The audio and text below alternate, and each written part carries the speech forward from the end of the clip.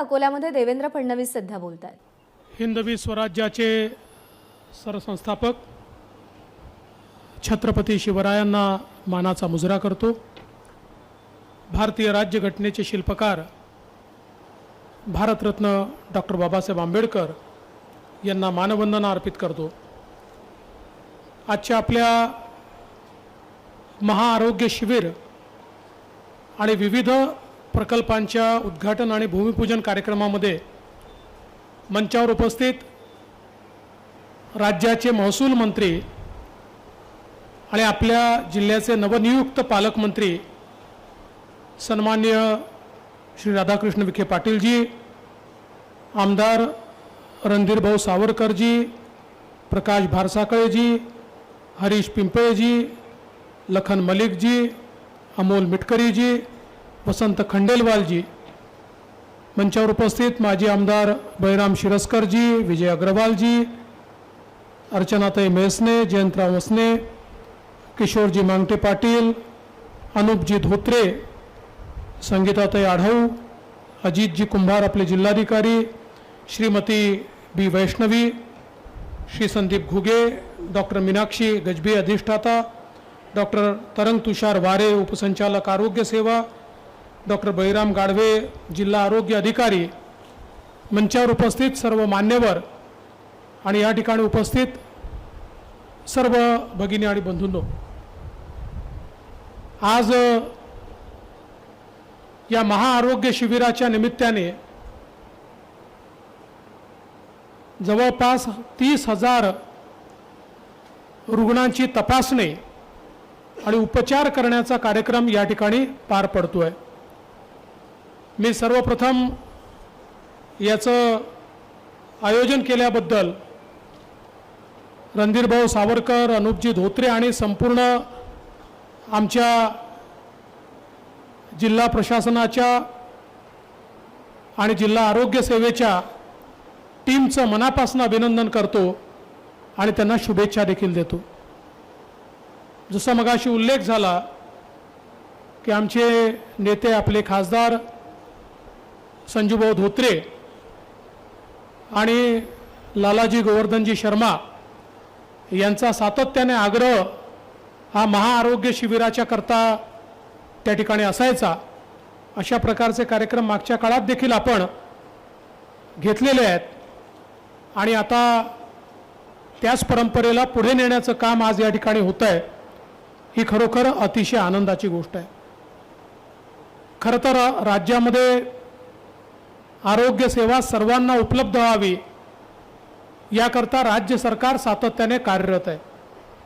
विशेषतः कोरोनाच्या संकटानंतर संपूर्ण देशामध्ये आपल्या लक्षात आलं की मागील 70 वर्षामध्ये आपण जी आरोग्य सेवा उभी केली ती अपुरी आहे, ती अशा प्रसंगांमध्ये पुरी पडत नाही आणि म्हणून देशाचे प्रधानमंत्री मोदीजींनी देशामध्ये 2.5 लाख अशा प्रकारचे आरोग्य केंद्र तयार करण्याचा निर्णय घेतला की ज्यामध्ये सर्वोपचाराच्या माध्यमातून गरीबातल्या गरीब व्यक्तीचा उपचार करता येईल आणि आज मोठ्या प्रमाणात त्याकरता निधी देशातल्या सगळ्या राज्यांना आणि महाराष्ट्राला देखील माननीय मोदीजींनी उपलब्ध करून दिला। आपण या वर्षीच्या बजेटमध्ये हा निर्णय केला की महाराष्ट्रासारख्या प्रगत राज्यामध्ये प्रत्येक जिल्ह्यामध्ये मेडिकल कॉलेज हे असलं पाहिजे आणि मग आपल्या लक्षात आलं की महाराष्ट्रातले 14 जिल्हे असे आहेत की ज्या ठिकाणी शासकीय मेडिकल कॉलेज नाही आणि मग आपण त्याचा देखील निर्णय घेतला आणि या 14ही जिल्ह्यांमध्ये शासकीय मेडिकल कॉलेजला आपण मान्यता दिली आणि त्यासोबत आपले अनेक मेडिकल कॉलेजेस हे आता खूप जुने झाले आहेत। आपण जर बघितलं तर अकोल्याचं समजा जे शासकीय महाविद्यालय रुग्णालयातलं रुग्णालय तर अतिशय जुनं आहे आणि मग अशा प्रकारच्या सगळ्या कॉलेजेसला रुग्णालयांना आधुनिक करण्याकरता निधी उपलब्ध करून दिला। आपल्याला कल्पना आहे की इथल्या या आपल्या अकोला शासकीय महाविद्यालय आणि रुग्णालयाच्या वॉर्ड बांधकामाकरता 65 कोटी आणि OPDच्या बांधकामाकरता 85 कोटी असे जवळपास 170 कोटी रुपये हे आपण त्या ठिकाणी उपलब्ध करून दिले आहेत. आणि एवढंच नाही तर याचा एक लॉंग टर्म प्लॅन जवळपास 950 कोटी रुपयाचा हा देखील आता आपण सादर केलेला आहे. आणि लवकरच केंद्र सरकारच्या योजनेमध्ये देखील तो प्लॅन आपण दाखल करणार आहोत, जेणेकरून इथलं जे महाविद्यालय रुग्णालय आहे हे अत्याधुनिक झालं पाहिजे आणि काळानुरूप त्या ठिकाणी ज्या काही आवश्यक बदल आहेत ते बदल देखील आपल्याला करता आले पाहिजेत. आज अकोल्याच्या सुपर स्पेशालिटीचं उद्घाटन आपण केलं.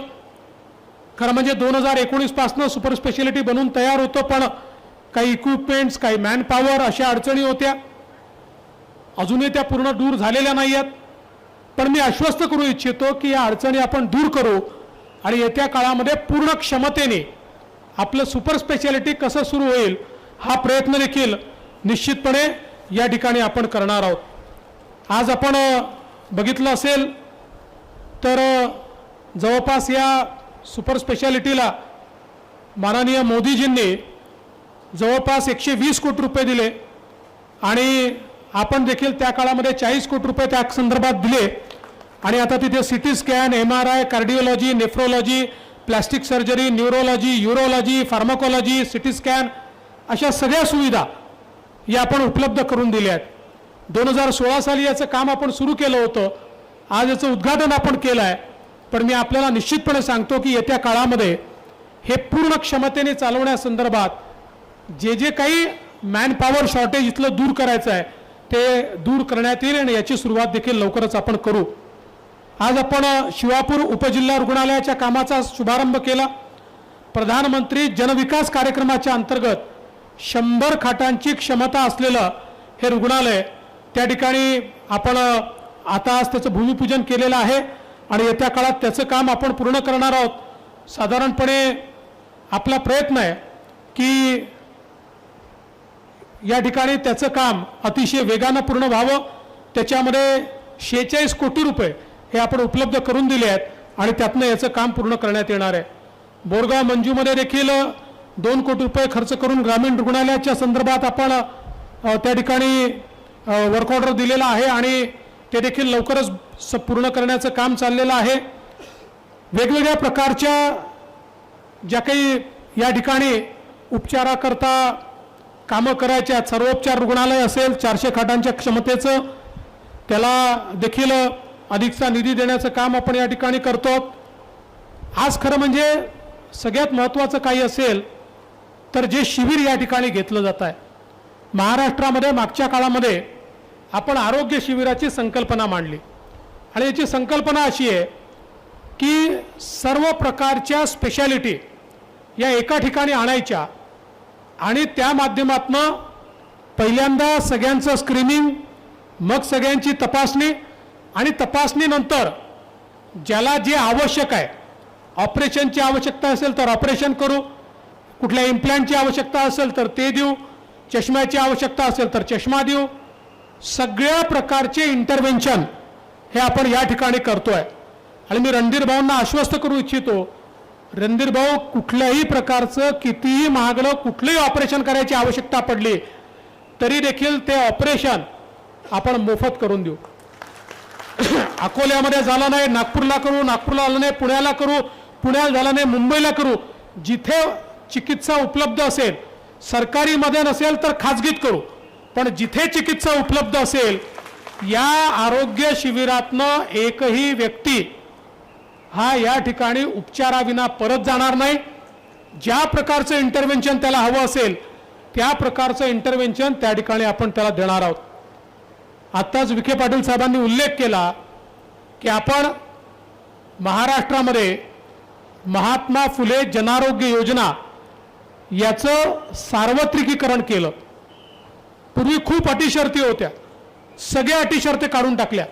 आता महाराष्ट्रातल्या कुठल्याही व्यक्तीला आधी 1.5 लाखापर्यंत आपण उपचार द्यायचो, आता पूर्ण 12 कोटी महाराष्ट्रातल्या जनतेपैकी ज्याला पाहिजे त्या प्रत्येकाला 5 लाखापर्यंतचा मोफत उपचार हा आपण महात्मा फुले जनआरोग्य योजनेच्या माध्यमातून या ठिकाणी देतो आहोत. आपल्याला कल्पना आहे मोदीजींनी देखील प्रधानमंत्री जनआरोग्य योजना सुरू केली आहे. 5 लाखाचा उपचार त्यामध्ये देखील आपल्याला मोफत मिळतो आहे. त्यामुळे या 2 योजना मिळून गरीब असो मध्यमवर्गीय असो कोणीही गरजू असो कोणालाही उपचाराविना राहावं लागणार नाही. पैसे नाहीत म्हणून उपचार नाही अशा प्रकारची अवस्था ही कुठल्याही प्रकारे या ठिकाणी आम्ही येऊ देणार नाही हे निश्चितपणे या निमित्ताने मी सांगतो. खरं म्हणजे आज या कार्यक्रमासोबत आपण शहीद स्मारकाचं देखील उद्घाटन केलं आहे. सन्माननीय बच्चू कडूजी ज्यावेळेस पालकमंत्री होते त्यांच्या संकल्पनेतनं याचं काम सुरू झालं होतं आणि खऱ्या अर्थानं मला अतिशय या गोष्टीचं समाधान आहे की अकोल्यामध्ये जे शहीद स्मारक तयार झालं आहे त्यामध्ये देशाचं रक्षण करण्याकरता विविध युद्धांमध्ये अकोल्याच्या ज्या सैनिकांनी आपला देह धारातीर्थी ठेवला अशा सगळ्या सैनिकांचे पुतळे हे त्या ठिकाणी लावण्यात आले आहेत. मला असं वाटतं कदाचित देशातलं एकमेव अशा प्रकारचं हे शहीद स्मारक असेल. जो समाज आपल्या शहीदांना विसरतो त्या समाजाला कधीच भविष्य असत नाही. ज्या स्वातंत्र्य संग्राम सेनानींनी स्वातंत्र्याकरता लढा दिला, ज्या शहीदांनी देशाच्या रक्षणाकरता या ठिकाणी बलिदान दिलं, त्यांना लक्षात ठेवणं, त्यांची आठवण ठेवणं आणि त्यांच्या परिवाराच्या प्रती कृतज्ञ राहणं ही एक अत्यंत महत्त्वाची बाब आहे. आणि म्हणून आज अतिशय चांगलं अशा प्रकारचं हे शहीद स्मारक या ठिकाणी सुरू झालं आहे. यासोबत आज आपण पोलीस दलाला देखील अतिशय आधुनिक गाड्या या त्या ठिकाणी उपलब्ध करून दिलेल्या आहेत आणि निश्चितपणे येत्या काळामध्ये आपला अकोला शहर असेल अकोला जिल्हा असेल याच्या विविध कामांना चालना देण्याचं काम आपण करणार आहोत. आज खरं म्हणजे आपल्याला कल्पना आहे की आमचे विखे पाटील साहेब हे त्या ठिकाणी पशुवैद्यकीय विभाग देखील त्यांच्याकडे आहे. या वर्षापासून इथे नवीन पशुवैद्यक महाविद्यालय सुरू होत आहे. त्यालाही 50 कोटी रुपये आपण उपलब्ध करून दिले आहेत. सगळ्यात महत्त्वाचं म्हणजे अकोला आपलं वाढतं शहर आहे. पुढच्या काळामध्ये या शहराला अधिकचा पाणी पुरवठा लागणार आहे आणि म्हणून अकोला शहराकरता आपण आता जिगाव प्रकल्पामध्ये 32 दलग हमी पाणी हे आरक्षित करणार आहोत आणि पुढच्या काळामध्ये अकोला शहराकरता जिगाव प्रकल्पातनं पाणी आणून निश्चितपणे शहराला नियमित पाणी पुरवठा झाला पाहिजे असा प्रयत्न देखील आपला असणार आहे. माननीय मोदी साहेबांनी अमृतची योजना सुरू केली आणि अटल अमृत योजनेच्या अंतर्गत आपल्या अकोल्याचा 921 कोटी रुपयाचा वाढी पाणी पुरवठा योजनेचा प्रकल्प आता मंजुरीच्या अंतिम टप्प्यात आहे आणि त्यासोबत 1674 कोटी रुपयाचा मलनिस्सारणाचा प्रकल्प देखील सादर झालेला आहे. माननीय मुख्यमंत्र्यांची चर्चा करून लवकरच या प्रकल्पांना देखील आपण मान्यता कशी मिळेल अशा प्रकारचा प्रयत्न करू. खरं म्हणजे आता या ठिकाणी आतापर्यंत मी पालकमंत्री होतो, आता विखे पाटील साहेब पालकमंत्री झाले आहे. मी पालकमंत्रीपद सोडलंय पण पालकत्व सोडलेलं नाही हे निश्चितपणे या ठिकाणी सांगतो. आणि म्हणूनच अतिशय सक्षम हातामध्ये या ठिकाणी पालकमंत्री पदाची धुरा दिलेली आहे आणि ही जी सगळी कामं आहेत यांचा पाठपुरावा करून माझ्याकडनं आणि माननीय मुख्यमंत्री एकनाथराव शिंदेजींकडनं विखे पाटील, रणधीर भाऊ आणि आपले सगळे आमदार हे निश्चितपणे ही सर्व कामं मंजूर करून घेतील. आपण आता प्रधानमंत्री ई बस सेवेच्या अंतर्गत देखील अकोल्याचा समावेश केला आहे. त्यामुळे टप्प्याटप्प्याने इलेक्ट्रिक बसेस देखील या ठिकाणी अकोल्याला मिळतील. यासोबत मुख्यमंत्री ग्रामसडक योजनेमध्ये 200 किलोमीटर रस्ते हे अकोल्याचे आपण त्या ठिकाणी घेतले आहेत. जवळपास 160 कोटी रुपयाच्या 36 रस्त्यांची कामं देखील आता आपण या ठिकाणी सुरू केलेली आहेत.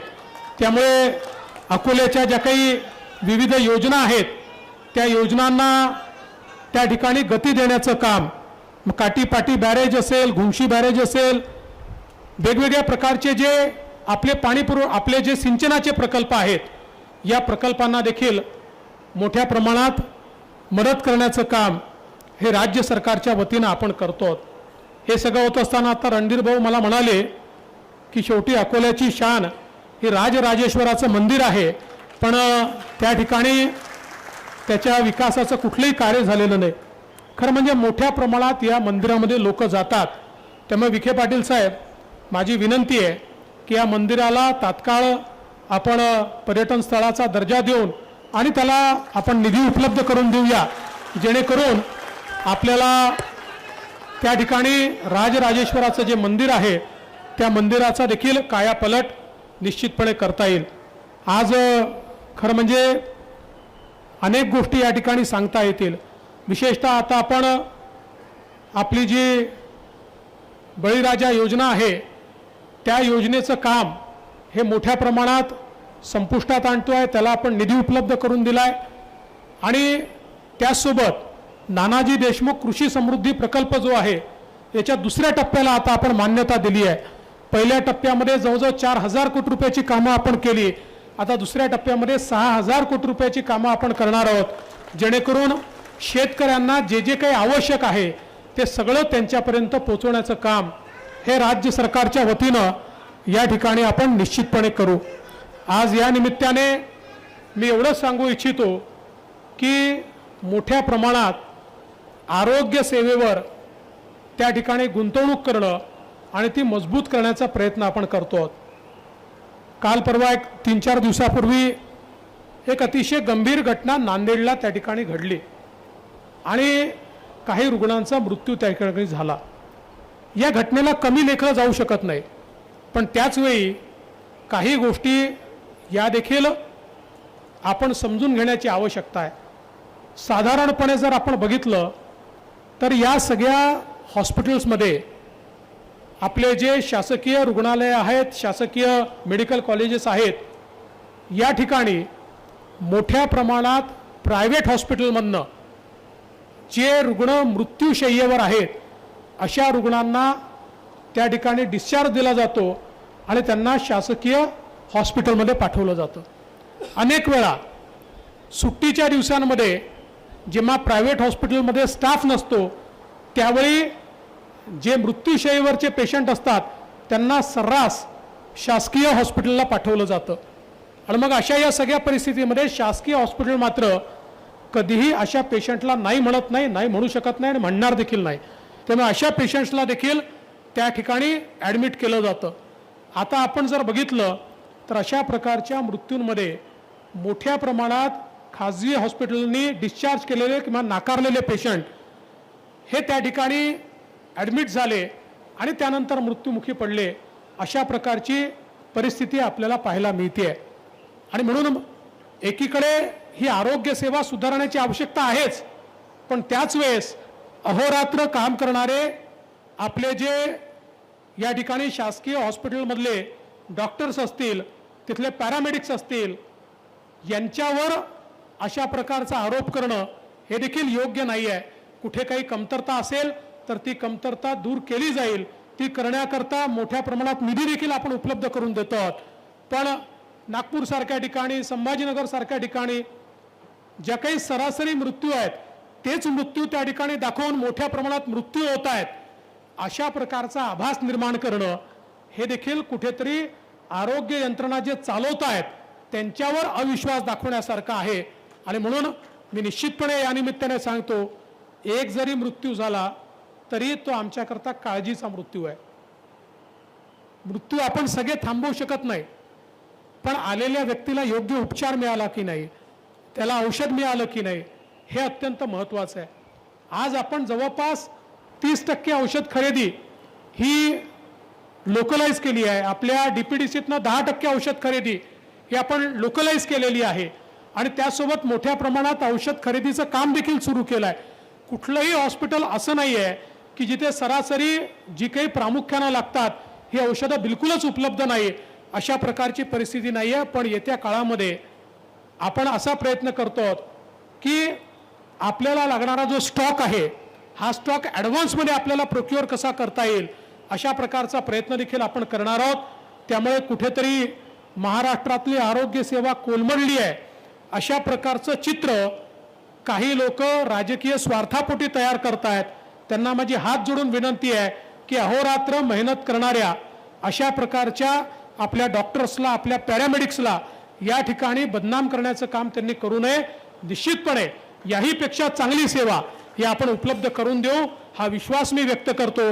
आणि पुन्हा एकदा या महाआरोग्य शिबिरामध्ये येणाऱ्या सर्व रुग्णांना स्वास्थ्य लाभ व्हावा अशा प्रकारची ईश्वरचरणी कामना करतो. आणि आपण मला निमंत्रित केलं त्याबद्दल आपले आभार मानून माझे 2 शब्द संपवतो. धन्यवाद. जय हिंद, जय महाराष्ट्र. तर आरोग्य यंत्रणा सुधारणं गरजेचं आहे, पण आरोग्य यंत्रणेवरती अविश्वास दाखवून चालणार नाही, असं देवेंद्र फडणवीस म्हणाले. एबीपी माझा, उघडा डोळे बघा नीट.